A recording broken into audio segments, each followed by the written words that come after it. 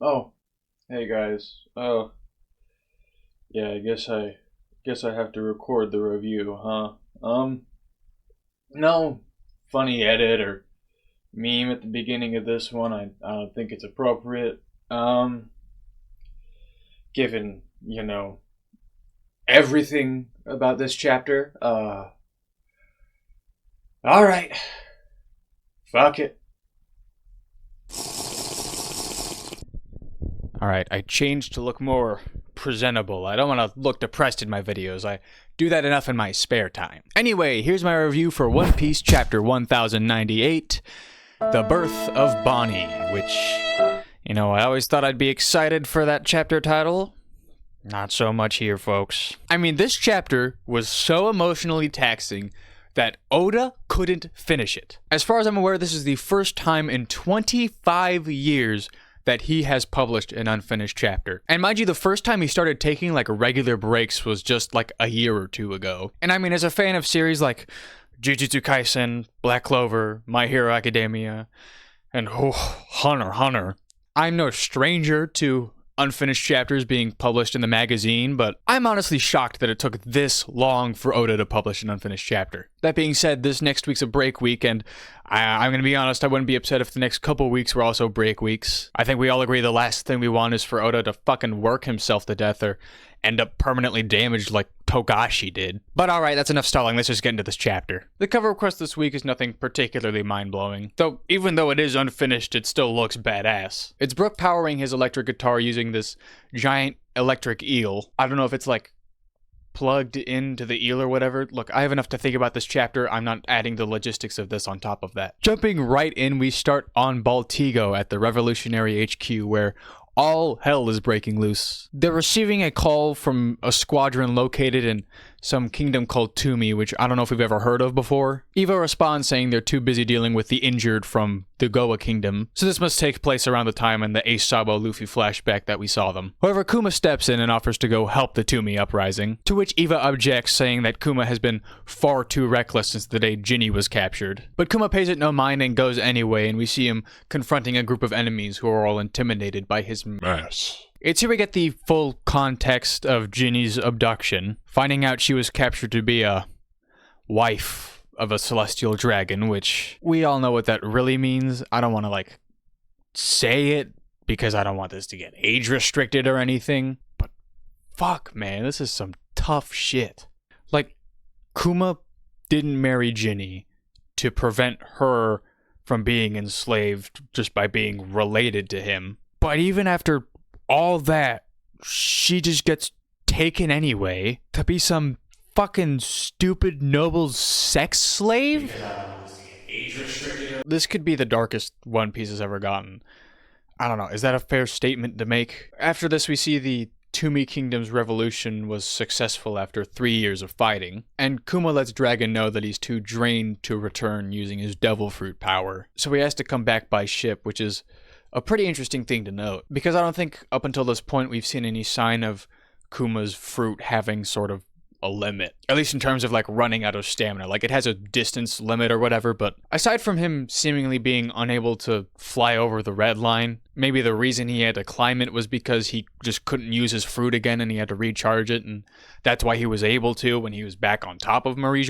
Is that a fair deduction there? We then cut to apparently 2 whole years later, which, just real quick, I want to get on my non-existent soapbox and back up my boy Monkey D. Dragon, because I have seen far too much dragon slander, and I will not stand for it. I've seen a lot of people confused or upset as to why Dragon doesn't storm Maury and just take Ginny back. Which, yeah, sure, could he have attempted and done that? Maybe. We have no clue, really. They had a whole spiel last chapter about how underfunded and small their army is right now, as well as the fact that they aren't just pirates who do whatever they want whenever they please. They're an organization with a specific goal. I mean, Dragon at this point has long abandoned his only son in order to literally free the entire world from the reign of these stupid, ugly bastards. Not just their friend or a couple slaves. No, the entire fucking planet from being under the thumb of the world government. And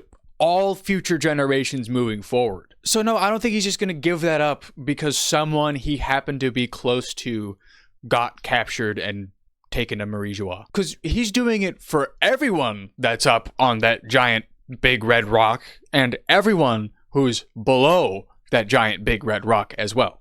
But okay, heated dragon rant aside, we see a little sloop, I think. Ship nerds, please correct me in the comments if I'm wrong. I'm very stupid. And we see it traveling through the ocean. We don't have an exact idea of where it is or anything. But we hear a baby crying and a voice consoling said baby saying, "We're nearly there, Bonnie." Yeah, I mean, it was sort of obvious to see coming with what we learned earlier. But Bonnie is in fact not the daughter of Kuma and Ginny. She is instead the daughter of a celestial dragon. Step back, I think I'm gonna vomit! I guess it's kind of a miracle she ended up looking like a normal human being, you know? That's really the most lucky thing to happen this entire chapter, if we're being honest. We then cut to the revolutionaries who are receiving a call from Ginny on a Den Mushi. Kuma, Dragon, Eva, and a bunch of other people are present, and she greets them and tells them that she was thrown out of Maury because she got sick. Which she says is a stroke of luck.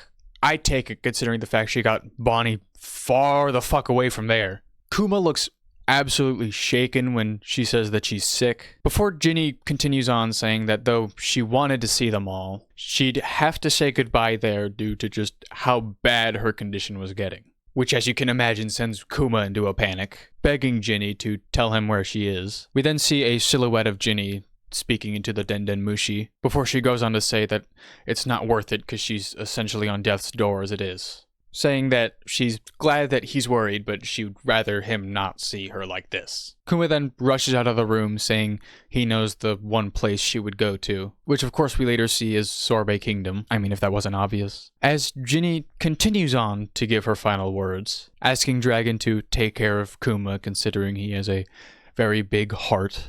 And tragically, because Kuma already fucking left, zapped away, she says that she loves him. And she always has. Before the call then immediately hangs up and she assumedly passes then and there, which... Bruh. Oda, what are you doing, man?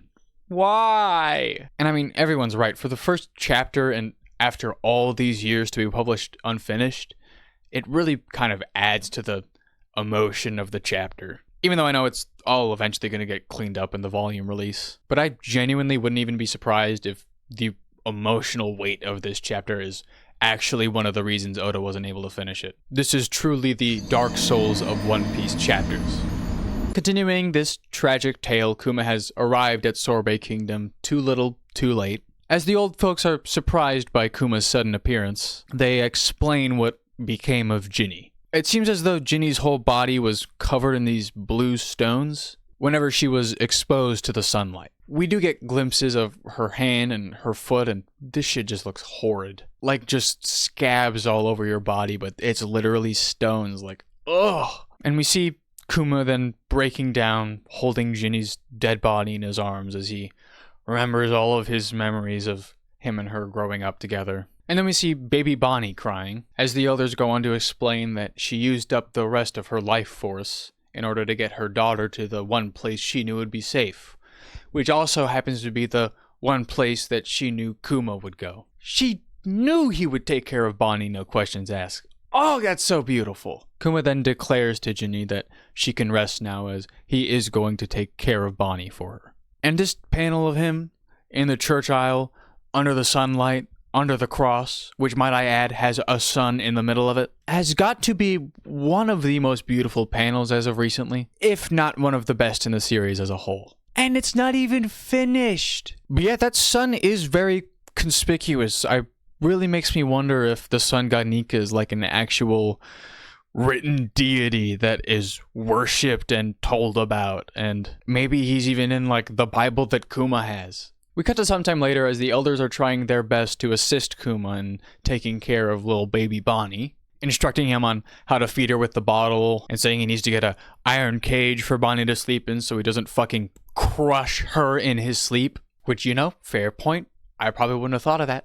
And this little moment of Bonnie absolutely chugging the milk bottle, and the elders saying that she's a glutton like Ginny, and Kuma smiles and tears up because he thinks of Ginny. Oh, it's adorable. And going forward, we get sort of a montage of Kuma's life as Bonnie grows up and he takes care of her. She calls him dad and he bawls his eyes out. She puts on a cute dress and he bawls his eyes out. Can we all agree that Kuma is the best One Piece dad now? And we also see that he's still acting as a revolutionary at the same time, as we get shots of him in the heat of war, in between shots of him bathing Bonnie and sleeping next to Bonnie, who is in the aforementioned iron cage. And we also get a quick glimpse of Kuma throwing hands with a young Sabo. I guess they're like training or something. However, as we all know, things can't go this smoothly for too long, as we cut to sometime later in Kuma's church where Gyogyo and the other guy have seen that Kuma has boarded up all of the windows in the church. Kuma yells at them to shut the door and immediately shows them Bonnie's face, which has developed a few blue stones under her right eye. The same spot where currently in the story she has that little piercing hoop thing. Very interesting. But upon seeing this, Gyoko and the other dude are immediately like, oh shit, that's the shit Jenny had, right? And they immediately sprint off to go find a doctor. S-tier boys right here. You can count on Gyokyo and that other guy. They have your back through thick and thin. But it honestly doesn't do too much good, as the first doctor is a fucking idiot. And he's like, you say it happens when she's exposed to sunlight. Well, have you tried taking her into the sunlight? And Kuma immediately is just like, get out. And then another doctor comes in and she also has nothing to add except for the fact of identifying that it's not Amber-Led syndrome, which, real genius over here. Where'd you get your PhD, Google Images? After this, Kuma goes to talk to Dragon and Eva, telling them that he needs to quit the Revolutionary Army in order to stay by Bonnie's side and take care of her. Which Dragon's just like, yeah man, go ahead. Hell, we'll even look for a doctor for you, man. Which, hey, you can call Dragon a bad father, a bad friend, but you cannot say that he is a bad boss. We then move further ahead to 7 years prior to the current storyline, which, Jesus, we are catching up here, folks. And we see that Bonnie is 5 years old at this time, which...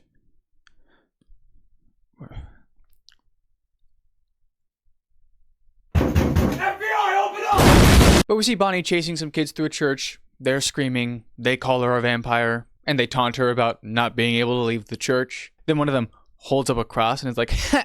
This'll get ya. And then Bonnie just kicks him in the face like, dumbass, we are in a church. Then Kuma quickly runs over and grabs her like, Bonnie, get away from the door. You know you can't go outside. You'll get ouchie boo-boo. And she's just like, okay, I know. I hate it when you get sad anyway. Which then makes Kuma hug her and cry happy tears. Goodest boy. Bonnie then huffs, talking about how the boys from earlier were making fun of her face stones. Before best dad Kuma comes in like, oh, you mean your jewelry? Oh! Jewelry Bonnie. That's it, folks. Oda has done it again. Is Bonnie really going to end up one of, if not the best written supernova by the end of the series? I never would have guessed that, holy shit. Then we see Kuma ask Bonnie a question that we are all too familiar with. And not only is that just a little nod to that line, which up until this point was one of the most ominous lines in the entire series, but it looks as though Bonnie and Kuma are reading out of the same Bible Kuma was flipping through when he asked that question to Perona the first time we saw him. But Bonnie answers his question saying that she wants to visit the Sky Islands, to which Kuma is surprised to learn about their existence. I don't know if he's just like pretending to entertain her, but wouldn't he have already read this book at this point? But she says that since it's so high up, they might have a chance of seeing the sun god Nika up there, which then prompts Kuma to do a little dance. Crazy how both of them have now directly interacted with the man himself. I mean, Bonnie straight up kicked him in the face. And hell, Kuma essentially broke this man more than anyone else in this entire series. Okay, aside from maybe Sakazuki. But moving forward, it seems Kuma has finally found a doctor who knows what the fuck he's talking about. And he explains to Kuma that Bonnie has an incurable disease known as sapphire scale, which causes those blue stones to form over your body whenever you're exposed to any natural light, be it sunlight or moonlight. And he then says even if you can prevent exposure, it's only a matter of time before the disease gets you anyway, which he says Bonnie's got 5 years at best, which fucking Jesus, man. Oda, leave Kuma alone. My man is crumbling. He just hurt his daughter. The last connection he has to the love of his life is going to die before her 10th birthday. This is so cruel. But as Kuma re-enters the church, Bonnie startles him, saying that she overheard their conversation. However, she misinterpreted it as to mean that she would be cured in the next 5 years. And try as he might, Kuma just can't bring himself to tell her the truth, which, I mean, can you blame him? I'd probably do the same thing. And after this, as if things couldn't get any fucking worse, fucking stinky King Bakori from the last chapter, who I thought Dragon murked, is not only still kicking, but has apparently returned. I take it with some sort of army, as he's apparently yet again terrorizing the Sorbet Kingdom and all the people living on the south side of the island, threatening to burn homes and slaughter villagers and whatnot. Classic shitty One Piece King business, essentially. And that's the cliffhanger for the chapter, with the break next week, so fuck me, I guess. I'm assuming that King Bakori's actions are gonna be pinned onto Kuma, and that's how he becomes known as the tyrant. And since King Bakori is assumedly backed by the world government here, I take it this is going to lead into him making some sort of deal that if they cure Bonnie, he becomes the pacifista or something like that. I don't know exactly how that's going to play out. I'm also not exactly sure how Vegapunk is going to cure Bonnie. I don't think he's going to clone her. That feels kind of too obvious at this point, but I don't know, who knows. This chapter was a fucking marathon and a half, I tell you what, and I'm gonna have to give it a solid 9 out of 10 for me, I think. I bawled my eyes out reading this chapter, god damn it. I'm really curious as to how much longer this Kuma flashback is gonna be, given that we're so close to chapter 1100, which a lot of people hypothesize is when Dragon is gonna show up in the main story on Egghead somehow, since it would be 1,000 chapters after his first introduction. But I don't know, I'm not gonna bet on it at this point, but obviously I'd love to see it. Let me know your thoughts on the chapter. How many tears did you shed? How do you think this whole Bonnie scenario is gonna play out? Be sure to like the video if you made it this far, and subscribe for more fun and upbeat times like this. That is all for now, everybody. I hope you have a lovely day. Bye.